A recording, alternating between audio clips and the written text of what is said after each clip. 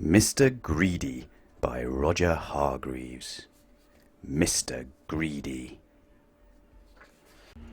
Mr. Greedy liked to eat. In fact, Mr. Greedy loved to eat, and the more he ate, the fatter he became. And the trouble was, the fatter he became, the more hungry he became. And the more hungry he became, the more he ate. And the more he ate, the fatter he became. And so it went on. Mr. Greedy lived in a house that looked rather like himself. It was a roly-poly sort of a house. One morning, Mr. Greedy awoke rather earlier than usual. He'd been dreaming about food, as usual, and that made him wake up feeling hungry, as usual.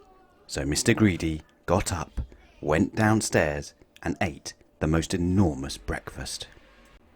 This is what Mr. Greedy had for his breakfast: toast, 2 slices, cornflakes, 1 packet, milk, 1 bottle, sugar, 1 bowlful, toast, 3 slices, eggs, 3 boiled, toast, 4 slices, butter, 1 dish, marmalade, 1 pot.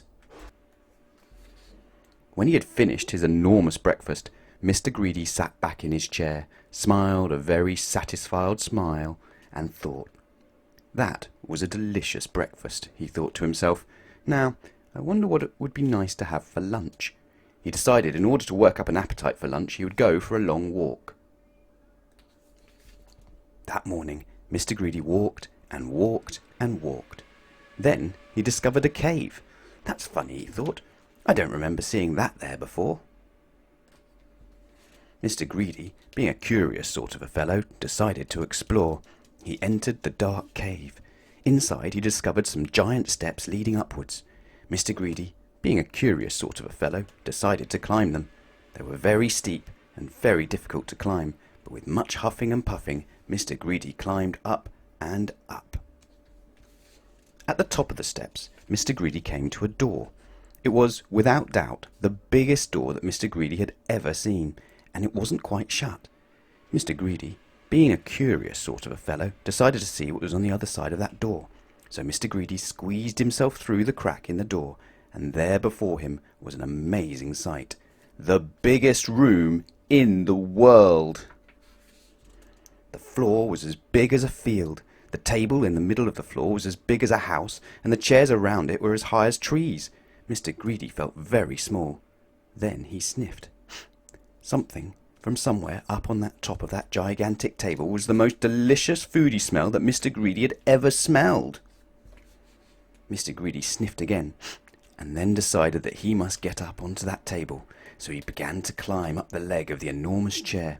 It was very difficult, and it took him a long time, but eventually Mr. Greedy stood on the table. Everything was larger than life. The salt and pepper pots were both as big as pillar boxes. There was a bowl of fruit on the table, and Mr. Greedy tried to lift one of the oranges.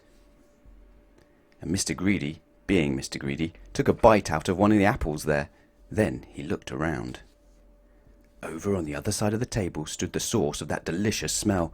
A huge, enormous, gigantic, colossal plate, and on the plate, huge, enormous, gigantic, colossal sausages, the size of pillows, and huge, enormous, gigantic, colossal potatoes, the size of beach balls, and huge, enormous, gigantic, colossal peas, the size of cabbages. Mr. Greedy hurried across the table towards the plate, and being Mr. Greedy, began to eat. Suddenly, a shadow fell across the plate, and Mr. Greedy found himself being picked up by a giant hand and looking into the eyes of a real live giant. "And who," thundered the giant, "are you?" Mr. Greedy was so frightened that he could only just manage to squeak his name. "Mr. Greedy," he squeaked. The giant laughed a laugh as loud as thunder. "Greedy by name and greedy by nature," he bellowed.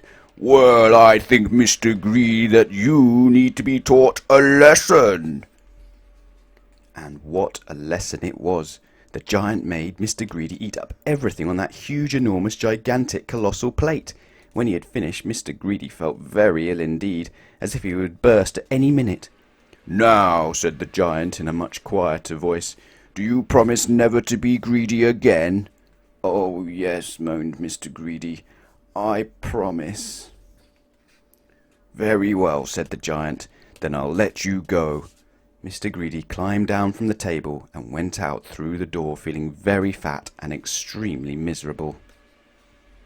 And do you know, from that day to this, Mr. Greedy has kept his promise. And do you know something else as well? Mr. Greedy doesn't look like he used to look anymore. He now looks like this, which I think suits him a lot better, don't you? So, if you know anybody who's as greedy as Mr. Greedy used to be, you know what to tell them, don't you? Beware of giants.